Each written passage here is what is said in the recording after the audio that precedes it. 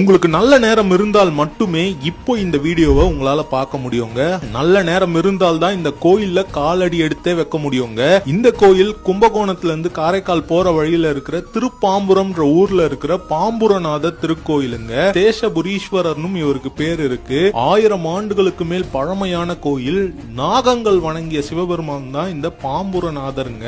இங்க வணங்கிதான் பாம்புகளுக்கு விஷ சக்தி கிடைச்சிருக்காங்க. இன்றளவும் இங்க நாகங்கள் வந்து சிவபெருமான் வழிபடுதுங்க. சித்தர்கள் இங்க நாக எந்திரங்களை பிரதிஷ்டை செய்திருக்காங்க. அதனால இந்த கோயிலுக்கு வர பக்தர்களுடைய அனைத்து தோஷங்களும் நிவர்த்தி ஆகுதாங்க. நாகதோஷம், ராகுகேது தோஷத்துக்கு இந்த கோயில்ல சிறப்பு பரிகாரங்கள் நடைபெறுதுங்க. அது மட்டும் இல்லாம வேற எந்த கோயிலும் இல்லாத அளவுக்கு ராகுவும் கேதுவும் ஒரே உடல்ல இங்க காட்சி தராங்க. இந்த கோயில்ல நவகிரக சன்னதி இல்ல, கோஷ்ட மூர்த்திகள் இல்ல, இன்னும் பல அதிசயமான விஷயங்கள் இந்த ஒரு கோயில்ல இருக்குங்க.